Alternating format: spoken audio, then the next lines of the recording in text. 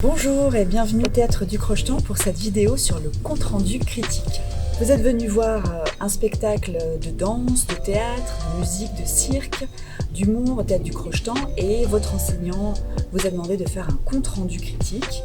Alors si vous avez une méthodologie, c'est facile, vous n'avez qu'à l'appliquer et si ce n'est pas le cas, cette vidéo va vous donner des éléments pour faire un bon compte-rendu critique. Alors ce que je vous conseille de faire, c'est d'organiser votre devoir en 3 parties. Une première partie où vous allez présenter le spectacle, une deuxième partie où vous allez le décrire, et puis là il faut vraiment que vous imaginiez que vous décrivez le spectacle à quelqu'un qui ne l'aurait pas vu, et une troisième partie où vous allez faire vraiment la critique du spectacle, c'est-à-dire vous allez donner votre avis personnel, vous allez faire une interprétation du spectacle. Alors la première partie, c'est la partie présentation. Il y a un très bon truc pour ne rien oublier, c'est d'utiliser les 5 W en anglais. Les 5 W, donc what, who, when, where et why. Le why, peut-être que dans cette partie présentation, on va moins l'utiliser, ça sera plus peut-être pour la partie critique. Mais voilà, ces 5 W, c'est vraiment un bon truc. En journalisme, c'est quelque chose qu'on utilise. Ça vous permet vraiment de ne rien oublier. Donc, le what, quel est le spectacle que vous avez vu, quel est son titre, quelle est la compagnie. Vous allez aussi présenter le spectacle, mais rapidement, dans les grandes lignes. De quoi ça parle, le when et le where, où est-ce qu'il a eu lieu, c'est-à-dire où est-ce qu'il a été créé et donc en quelle année, dans quelle ville. Évidemment, c'est pas la même chose, ça c'est vraiment un élément important. Si c'est la première fois que le spectacle est montré, c'est-à-dire si c'est une première, ou s'il s'inscrit déjà dans une tournée depuis un certain nombre d'années. Donc ça, il ne faut vraiment pas l'oublier. Puis ensuite, vous allez utiliser les sites internet du théâtre, de la compagnie, pour donner un peu plus d'infos sur la compagnie, le chorégraphe, la distribution, c'est-à-dire tous les gens qui sont sur le plateau. Pour ça, je vous recommande vraiment de faire un copier-coller malin. Il n'y a rien à inventer dans cette partie présentation. Il faut juste aller chercher les infos, les redonner sans en donner des tonnes. Vous n'allez pas donner des bios de chaque danseur. Mais comme ça, vous vous mettez à la place du lecteur. Il faut vraiment qu'on ait tous les éléments, qu'on sache vraiment de quoi il s'agit. Alors, pour la partie description du spectacle, moi, ce que je vous conseille de faire, c'est quand vous allez voir le spectacle en question, vous prenez un petit carnet et vous prenez des notes, comme les journalistes. Comme ça vous permet de ne rien oublier. Et quand vous faites votre devoir, vous ressortez votre carnet de notes. Ça, c'est vraiment utile. Donc, ce que je vous conseille de faire pour cette description, c'est de faire un premier paragraphe où vous allez en dire un petit peu plus sur le genre du spectacle. Dans la présentation, vous avez dit si c'était de la musique, de la danse, du cirque. Là, vous allez rentrer un peu plus dans le détail, c'est-à-dire, si c'est un spectacle de danse, est-ce que c'est de la danse classique? Est-ce que c'est du contemporain? Est-ce que c'est du hip-hop?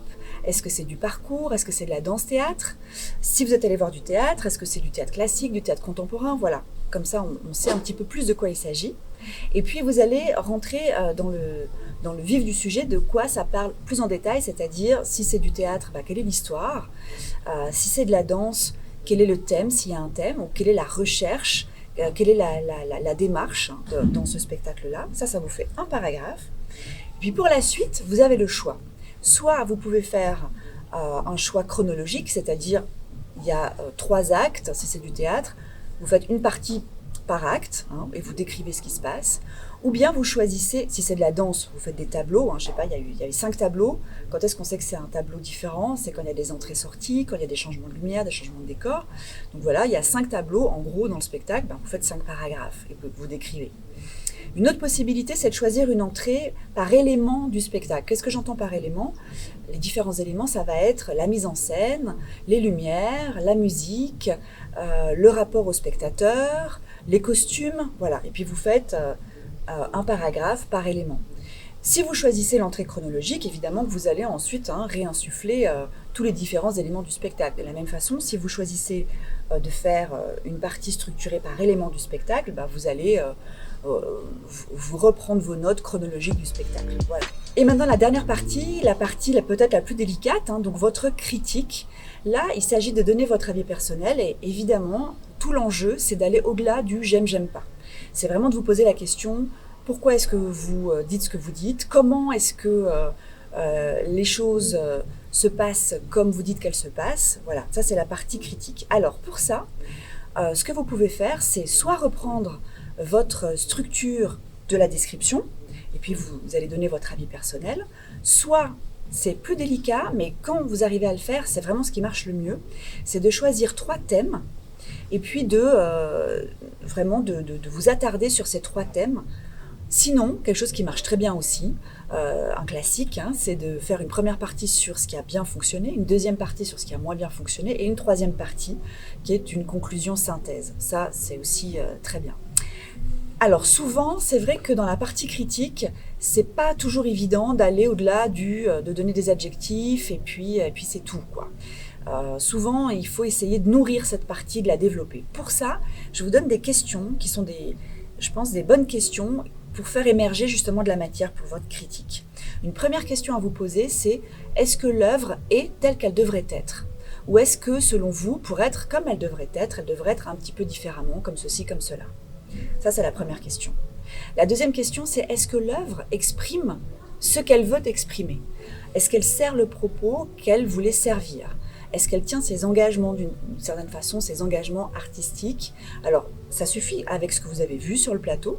Vous pouvez aussi évidemment vous servir de ce que vous avez lu pour la partie présentation. Une troisième question à vous poser, c'est comment est-ce que l'œuvre vous a stimulé ? Est-ce qu'elle vous a stimulé ? Est-ce que vous êtes sorti de là avec une énergie incroyable ou au contraire vous êtes complètement KO, et puis d'essayer d'analyser comment est-ce que ça s'est fait ce changement d'énergie. Donc vraiment les relations de force à l'œuvre au moment de la représentation. Et puis enfin une dernière question à vous poser, c'est est-ce que cette œuvre, est-ce que ce spectacle vous a dérangé ?